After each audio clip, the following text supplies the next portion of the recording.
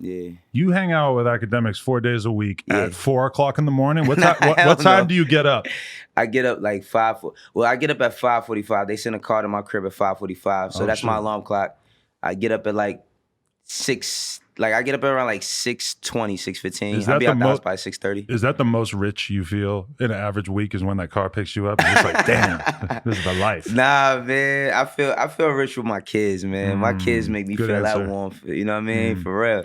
But I'm trying to get rich for real. Like I'm trying to get on my shit. Yo, was it hard to get into that mind state of getting up super early to do that job though? Nah, not really, because I always had job. Like I grew up. My mom's was a job developer, so like I learned to get up, and even though I didn't finish school and shit, like I learned getting up, responsibility. I had many jobs. Like I've done a lot of shit in life. You know what I mean? Gotten up for good reasons and bad reasons. So I don't got no problem getting up in the morning. Okay, so. As long as we're staying on this topic, though, like let's just talk about like you getting the everyday struggle gig, what it was like, because you know it's just weird to think there was that period of sort of turmoil. There was a lot of guest hosts. You were doing it for a while before you were the official host, right? Yeah, for a little second. Star had his period. When did you even start having the conversation about becoming the co-host? Well, let me tell you this, Adam. Like I never in my life ever imagined being on camera for nothing.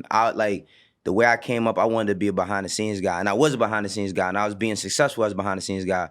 That's interesting because nobody ever fucking wants to be the behind-the-scenes guy. Everybody want to be the rapper. As soon as I hear a kid say that they want to be the behind-the-scenes guy, I immediately am very optimistic about their career. Well, I wanted to be a rapper when I was a kid. But, like, I grew up around a lot of my homies I grew up with was rappers. And, like, once they started having success, I didn't want that. And then, like, when I was a teenager, I was at Roc-A-Fella, like my late teenage, early 20s years. So that was my time to kind of try to jump on camera, be in people's videos and shit. And then I didn't make anything out of it. So I was like, you know what, maybe I just need to fall back, you know, focus on getting one thing right and then just do that. But like how I even got on there, I don't know. Like, I mean, I do know, but it's funny because everybody was telling me like, yo, after Joe left, I didn't want to watch the show no more. I was like, me either. You know what I mean? Like, honestly, like Joe, my man, and like, when he left the show, I just was like, the fuck is going to happen? That's big shoes to fill because he's like arguably one of the best dudes at talking about rap in the game. Absolutely. I definitely give him that. But like, I didn't look, because it wasn't something that I was trying to do, I didn't look at it as shoes to fill.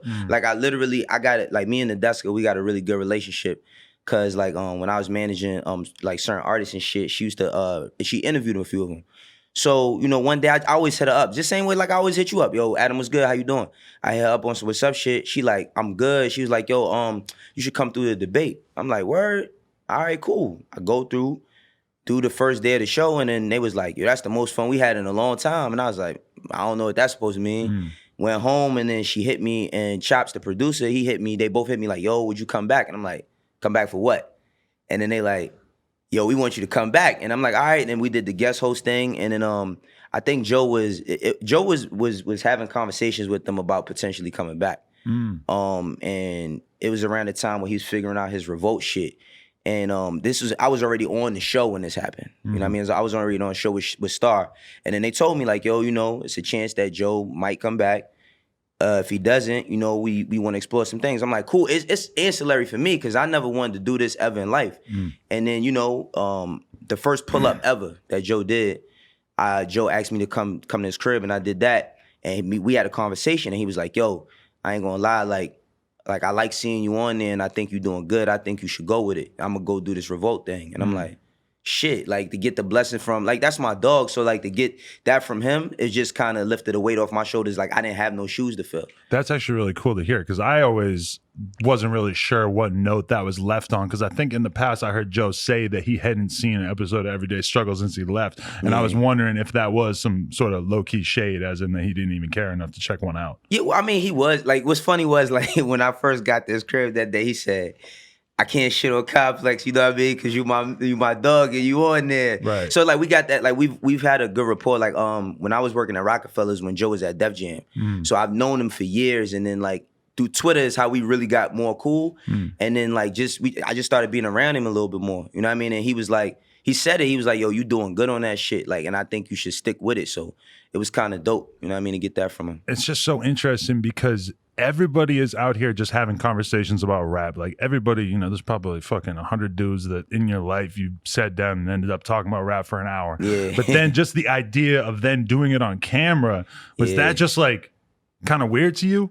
to even be considered somebody that was good enough at talking about rap that they wanted you to do it on camera and get paid for it? Yo, I swear, Adam, like, I ain't gonna front. So that shit kind of came right on time for me. Cause it was like, I was transitioning out of managing Dave East. You know what I mean? I was transitioning out of that.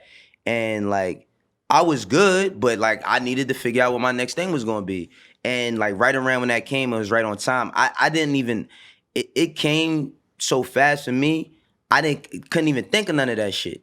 I just was like, all right, well, I don't really know. I'm in the barbershop talking with my niggas for years. We talk shit about rap music. I used to get on Instagram Live and do this thing called Free Throws, where I used to like talk with everybody and just talk about like how they could get on their game and get into the game. And I used to talk about music on there too. And it kind of like just the Instagram Live shit kind of built a little platform for me, for the people that follow me. So I didn't have a problem like just speaking. I don't have a problem speaking, but like to do it on a level where now when I walk outside, motherfuckers is stopping me like, yo, can I take a picture? I never imagined that. So I kind of got thrown in the middle of the ocean and had to swim the shore. It's like, so you're telling me that you think I'm that much better at talking about rap at the barbershop than all these other guys in the barbershop? That's kind of an overwhelming idea at first. But I didn't even, like, because that's just what I do. Like, you know what I mean? Like, I'm from Harlem. Well, I'm from the Bronx and I'm from Harlem. You know what I mean? We argue about fucking rap, we argue about sports, we argue about the streets. Your shirt looks stupid, you know? The color of your shirt, your sneakers, your jacket, whatever.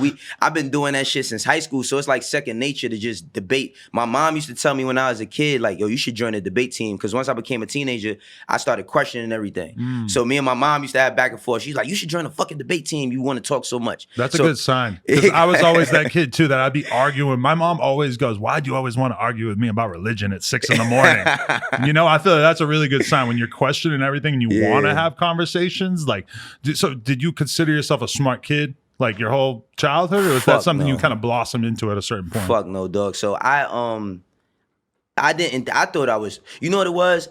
I really used to think I was stupid, because I thought I was stupid because like I wasn't as good as everybody else academically.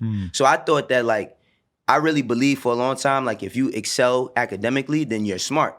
I really believed that, because I had like self-esteem issues when I was younger. Really? Only because like certain shit that teachers said to me. Like I always joke about it, but I feel like I should have been in special ed. Really? Yeah, only because like special ed was a more condensed class. I couldn't focus in a room with 35 kids. Like I wanted to play, or I daydream and shit. But everything you're saying there sounds pretty conducive to you eventually going on to getting a job doing something creative that you weren't necessarily comfortable being constrained and in this box. Because I felt the same exact way. Yo, no bullshit. I used to draw when I was a kid. So like constantly. I would wake up, I would take all my comic books, I would wake up 9 o'clock in the morning on a Saturday. This is when I'm like 7, 8, 9, 10 years old. And I would draw. I'm talking about from 9 in the morning till 10 at night, just draw. And they wanted to put me in like schools to draw and shit, but then my mom started telling me I'm gonna go to school for drawing. I was like, I don't want to do it. Really? Because I didn't want to, I was doing it for my leisure. I didn't want to do it to make nobody else like happy. Like, I wanted to draw fucking X-Men all day and Spider-Man. Once they started telling me draw shit and geometrical shapes, and I'm like, I don't want to draw that shit. That's not same fun. Exact way. I was so into drawing comic book characters, but then I got a book that showed you how to like draw all the shapes before you actually start drawing the body. And it was so offensive to me to think that I had to learn this like technical thing to do this. That's why I'm not. That's why I don't work for the MCU. Like if I could have did that shit, maybe I could have went on to do something like that. But like so I didn't think I was smart. But you know what showed me was I was smart was when I was like a teenager and I started trying to get into the streets. And like, I would be around like 40 niggas, and like, I'm smarter than all of them, and I'm not the leader.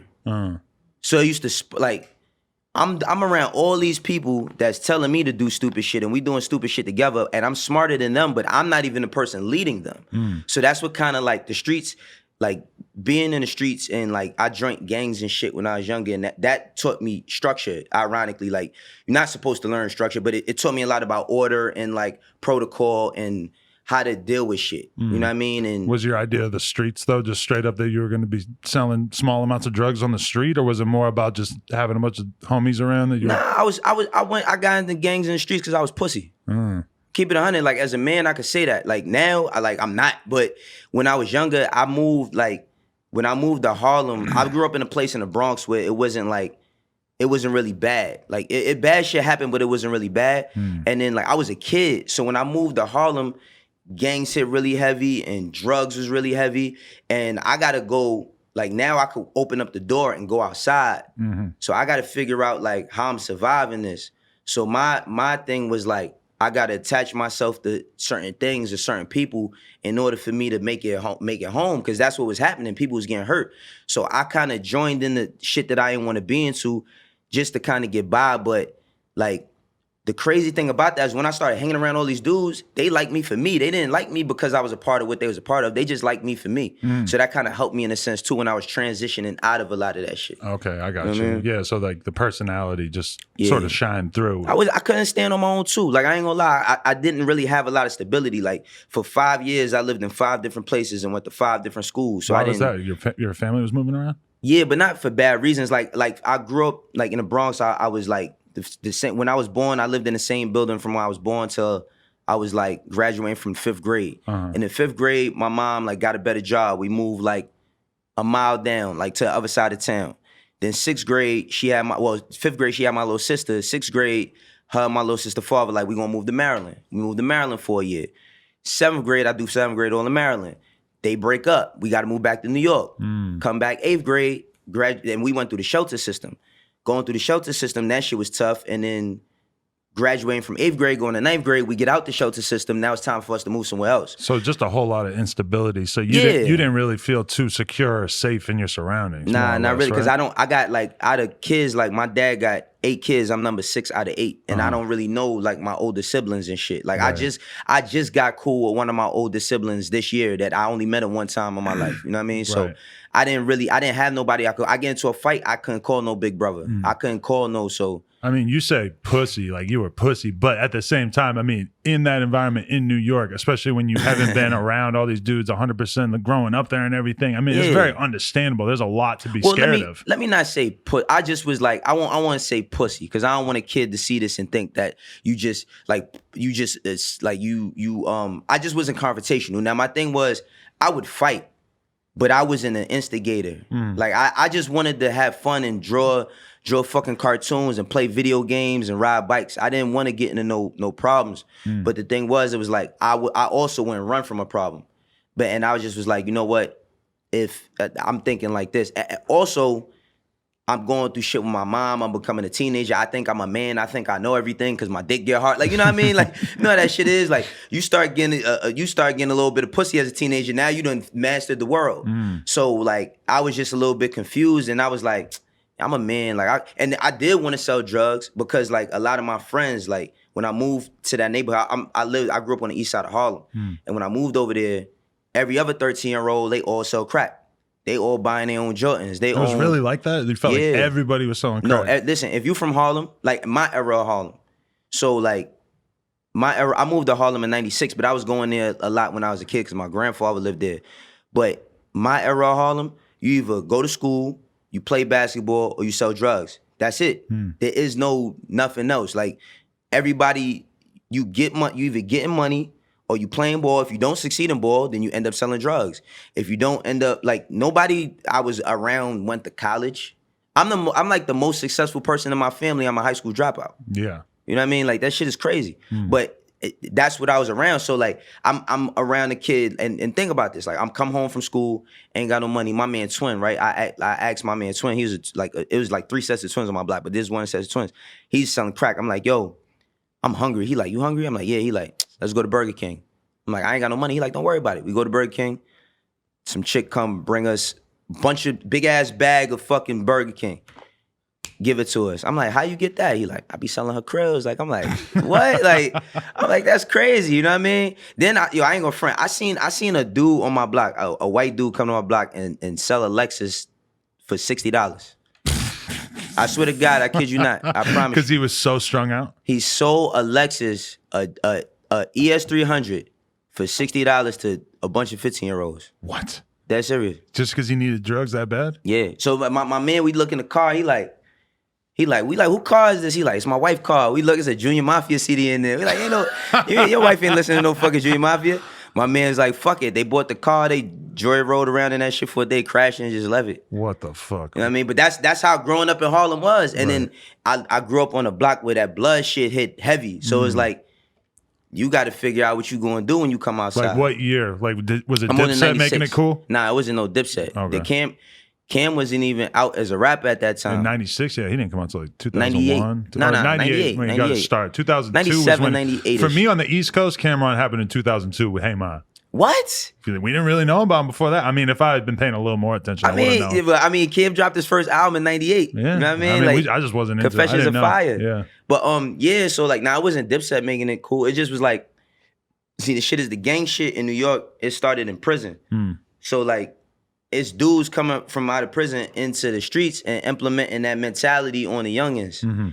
So like, it's really ruthless. Like where I grew up at was crazy. Like I didn't even know what trauma meant until like 4 years ago. I'm 36 years old. Really? So it's mad shit I seen as a kid. That you can only now identify as trauma? Yeah, I didn't even know, because it's stuff that bothered me every day. Like I think about certain shit and it'd be like I could just be having a good day and I walk past, I go somewhere and I walk past and it triggers me as something that I seen when I was a kid. Right. And I just be like, damn, that's kind of like, I see it, but I didn't know that like I should have talked to a person about the things I seen when I was a kid. You just live to go on with it. Like, it's like not a thing. When I think about Manhattan, the most cops of anywhere I ever been in my life. Is it crazy being a low-level criminal in Harlem trying to get your fucking rocks off every day and you got this much level of surveillance, especially, I mean, this was years ago, but still.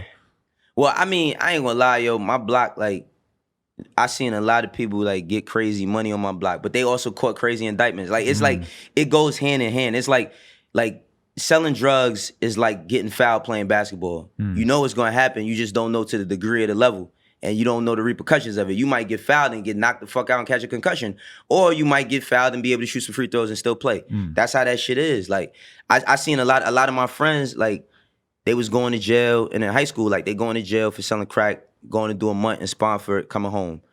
And or going to like eventually end up going to Rikers, coming home. You know what I mean? Like, so it was like a revolving door. Like the place that I grew up at in Harlem is nicknamed Convict Alley because in all of New York, in like a certain parameter of proximity, it's the most repeat offenders in all of New York. So I grew up in a place where you more likely to go to jail, come home in 6 months, or come home and go back to jail for whatever you did or something worse in 6 months. And I had to figure out, how am I gonna live? Like, you know what I mean? Like, how am I gonna get past this? Right. You know, so when you start to think that this wasn't for you, and how long did it take before you started fucking with music industry shit? Was that the first legit stuff that you started to do? No, I was always like, I was working like little regular jobs. Like, even with me, like, I would never sit here and proclaim that I was like, I was on my block moving this and moving that. Right. The most I did on my block was look out.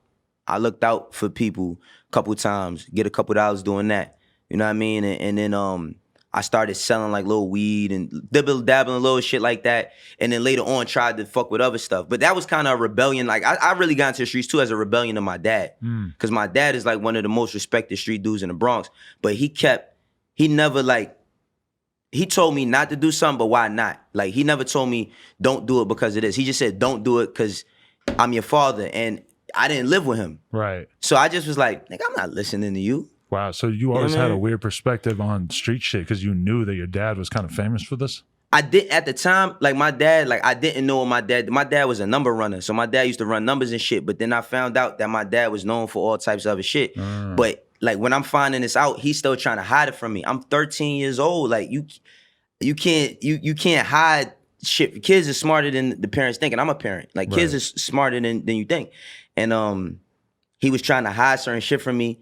And I was like, why the fuck I'm gonna listen to you and you doing everything you telling me not to do? You know what I mean? So it was kind of a rebellion to my dad. You got to give your kids, you have to give them the full argument. You got to really try to explain shit to them because then someday somebody's going to try to get them to go the other way. Yeah. And you want to give them the full tool chest, if possible, for them to understand why they should make the right decision. But I understand why they don't. Like now that I'm a man, I understand why my dad didn't. Is because like I view my dad as like even though I didn't live with him, he was like the man that meant the most to me in my life. So it's like he didn't want to tell me shit because I guess he didn't want me to view him a certain way. You know what I mean? So I respect it now, but it's just confusing when you a teenager and you trying to figure out. I told like every year I only had like one friend. You know what I mean? I only had like one best friend. I didn't have a crew of friends I was around until I started fucking around with like gang shit. So it's like I had no stability. So I'm looking for you to like, yo, you know what I mean? Like, and I'm not getting that. You know what I'm saying? So I did it as a rebellion, but I started the transition to doing other stuff when I got like 17, 18. But my mom, like, she helped me get like summer jobs and shit. So I did summer jobs and stuff like that.